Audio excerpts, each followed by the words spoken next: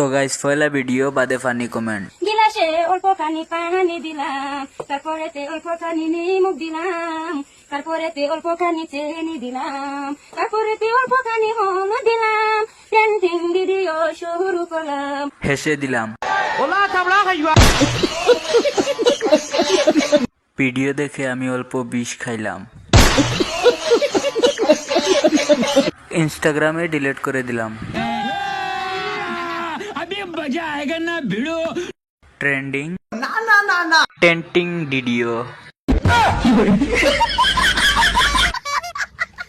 আমি আমার ফোন ভাঙতে গেলাম। আহারে কি গান। এই ভিডিও দেখে আমি হতাশ হয়ে গেছিলাম। প্লিজ পুষ্ট খেয়ে গাজা করো না। লাল মরিচ আর কিরা।